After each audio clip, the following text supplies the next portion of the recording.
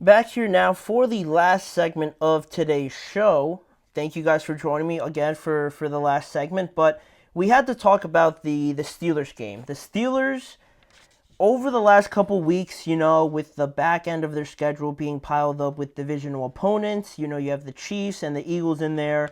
I thought their first big test was against Baltimore, how they were going to handle one of the best offenses in the NFL, and their solution that day was to, win via their defense, right? They have a top tier defense, and they went out there and proved it. In a low scoring game, they did enough on offense, and their defense held one of the best offenses in the NFL to 16 points, and they won their game through defense. Now, a couple weeks later, you face another top tier offense in the Cincinnati Bengals. Again, another tricky divisional opponent, kind of with nothing to lose, like the Cleveland Browns. And this time around, they won in a different way. They went toe to toe, point for point, with one of the best offenses in the NFL in Cincinnati, in Joe Burrow, who's having an MVP caliber season. I don't care what anybody says. He can do no wrong for the Cincinnati Bengals. If you had a list of who's to blame for why the Bengals are so bad, he's not even on the list. Out of all 53 guys, that last spot would be for him, but he's not even on it because that's how far off it isn't his fault for what is going on in Cincinnati. But regardless of that, Joe Burrow did his thing. He scored like what, 4 touchdowns in this game, had over 300 yards, and still Russell Wilson matched them. The offense for the Steelers matched them, and when their defense stepped up against the Ravens, now it was their offense. And I thought that spoke a lot about how, for real, I think this Steelers team really is after a win like that. Of course, despite the awful defense by the Cincinnati Bengals, I think it still doesn't take away that much credit from the Steelers. But overall, the final score was 44-38 in favor of Pittsburgh. Obviously, they rebounded from that loss to the Cleveland Browns in that blizzard, and they responded in the best way possible, right? With a 44-point outing. They hadn't scored that many points since 2018 with Ben Roethlisberger, and now they improve to 9-3 and extend their lead in the AFC North even more with the fact that the Ravens also lost to the Philadelphia Eagles. And now, on the part of Cincinnati, they lose their third consecutive game. Again, despite Joe Burrow having his 5th game this season with over 300 yards and also 3+ touchdowns all in the same game. It's the 5th time he's done that, and I wouldn't be surprised if he's lost probably at least 3 of those games. I didn't check that, but I wouldn't be surprised. But basically, with a performance like that on offense, Russell Wilson matched it just as good as anybody could have by actually throwing for more yards. He threw for 414 yards and 3 touchdowns in this game. It was the second most passing yards in Russell Wilson's career. And I was not expecting that kind of performance at all from him. It was, you kind of maybe hoped that it was like something like that was in there, but I just really thought this Steelers team was going to max at like probably 27 points at most at any point in this season, but they completely outdid themselves in this game. Najee Harris also added 75 rushing yards and a touchdown as well. George Pickens led all receivers with 74 yards and a touchdown, but Pat Freiermuth led all receivers along with Najee Harris with 6 receptions for each of them as well. Pat Freiermuth scored a touchdown. Calvin Austin scored a touchdown as well. So really no wrongdoings from the offense from the Steelers, and even also from the Bengals, right? I mentioned Joe Burrow and how well he did. Chase Brown had 70 rushing yards and a touchdown as well.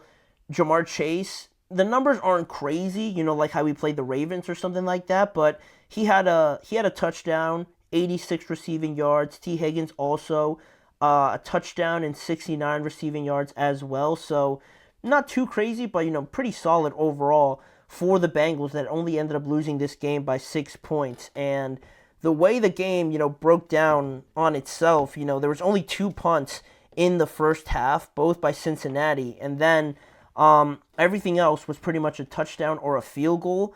And also, Pittsburgh did strip sack Joe Burrow also in the first half. That helped create the lead, the 27-21 lead that Pittsburgh held at halftime. But in the second half, it was still obviously high scoring, other than the fact that Pittsburgh got a field goal blocked and they punted one time.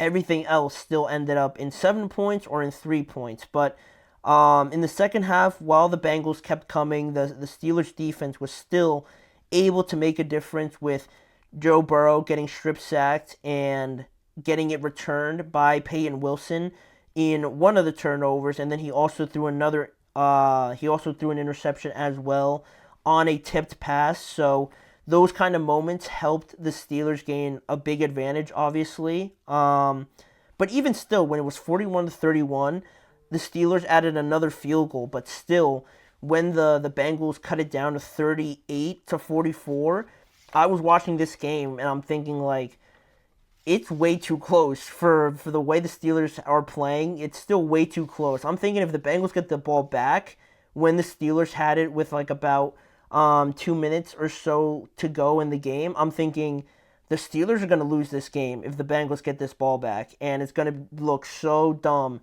on the part of the Steelers and their defense. But luckily for them, Justin Fields was able to go in there, convert on a third down, and that was pretty much it. That iced it. And first, the things I'll say for the Steelers, it's great for them, obviously, to score like that, obviously, especially with what they've had to deal with recently with, like Matt Canada and like the quarterbacks and everything like that, only averaging like 18 points or something for the last 2 seasons, something like that.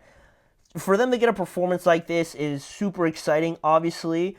But it wasn't all great because, T. Higgins and Jamar Chase were destroying their secondary. Joey Porter Jr., geez, he had such a bad game. He had 6 penalties called on him. And it looked pretty bad when you were watching it live. But Mike Tomlin talked about it today, and he, didn't really talk about it too much other than the fact that he mentioned that he doesn't want Joey Porter Jr. to be any less aggressive. So it was definitely a moment where I'm thinking, like, this is clearly the worst game of his career. So that wasn't great, obviously. But still, they were able to get the win. Their front seven did their thing. But what I will say for the Cincinnati Bengals is you just can't explain too much how bad their defense is. And it's not just the fact that, like, they just have bad players or anything like that. I think it's how we got here from the offseason until now that I don't really like it, or it doesn't really sit well with me, because you look at this defense and they're second to last in total points allowed all year, and they have a 2-4 record when scoring 33 points or more. When you compare it to the rest of the NFL, when they score 33 points or more, they're 52-1. Only one team has lost when they've scored 33 points or more.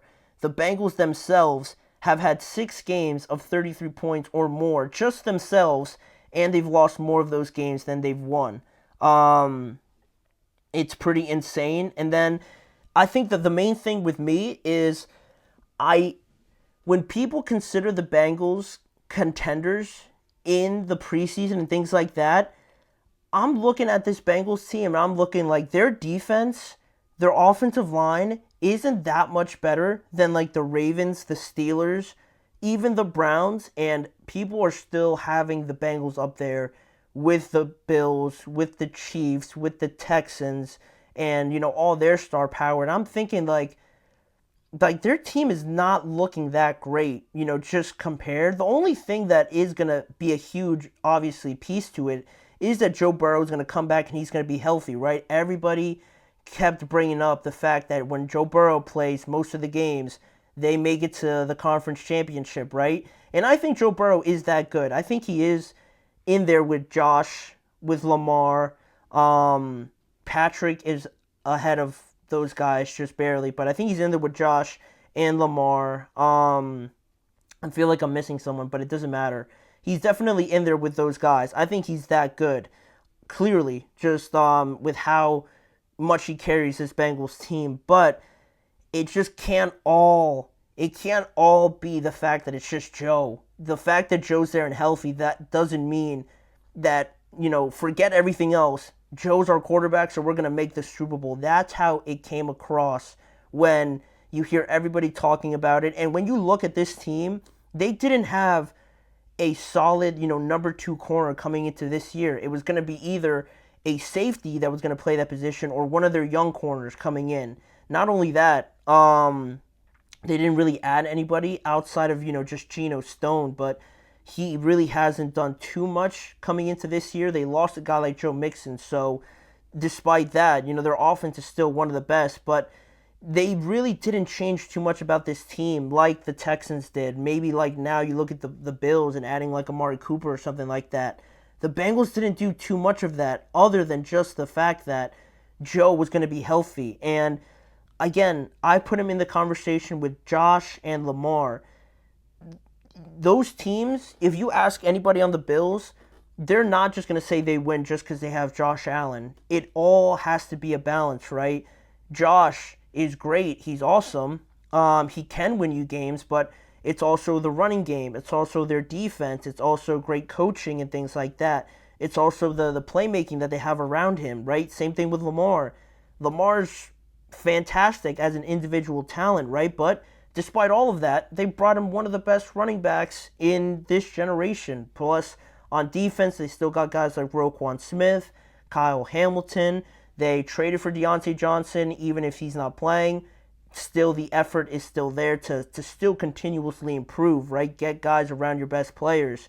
Same thing with Patrick. The best player in the NFL has a great defense, has the Chiefs adding guys like Hollywood Brown, drafting Rashee Rice, bringing in Isaiah Pacheco, trading for a guy like DeAndre Hopkins, not just sitting on their hands saying, oh, well, we have Patrick, so we're just going to make it to the conference championship, right? It can't just be all on one player, like the Bengals have made it so obvious that it's just all about Joe. And that's really what rubbed me the wrong way, and how it was kind of annoying to kind of just hear the belief that just because Joe was going to be healthy, we're kind of like not going to do anything else. Joe's here, so we're good. He's beaten Patrick in the playoffs before. We're going to get back there. It's going to be great. And I think this season's just proven it even more clearly, right? It's not been good at all. Joe's been great. But the rest of the team, the defense in particular, really hasn't been there. I don't want to go in on Zach Taylor, even though I think there are some question marks there, but it's been just bad planning around it. It's kind of like a bad attitude around it also, just to believe that just because Joe's going to be healthy, that prevents you from really adding pieces around him in some of your weakest areas. So I didn't really like that, and I think they've overvalued just having Joe is simply just not enough. It's not enough for anybody just to have an all-world quarterback. It helps a lot. It kind of distinguishes you in that group of like 4 or 5 teams, but it can't be the only thing. And I think the Bengals kind of overlooked that this season as to their very disappointing season, obviously, this year. So, yeah, the Steelers had a great game, but I think it definitely has a lot to do with the Bengals and how they approach this season. So, unfortunately, it's not looking great for them. They're probably done this year, and hopefully they come back next year trying to really add to this team, not just banking on the fact that Joe's going to play, right? That should be a given, hopefully, right, with a quarterback that stays healthy. But, yeah, I mean, it's crazy the way the NFL and the AFC has kind of played itself out. But that is all we're going to say on that, and that is all we're going to bring to you guys on today's show. Thank you guys for joining me on today's episode of the Chip Shot Football Podcast. Please remember to like, follow, and subscribe to the show, as well as following the network on all forms of social media. And if you want to see more around this show, check out the YouTube channels, the Podcast Network channel, and the GSMC Sports Network channel to catch more coverage around the NFL, breaking news, coverage on each game, all storylines around the league as well. And also, each weekday, join me at 6:30 p.m. Eastern Time for more of these live shows as well. But again, I'm signing off right now. I've been your host, Manny Maradiege. I'll see you guys back here again tomorrow at 6:30, same time, to discuss more around the NFL.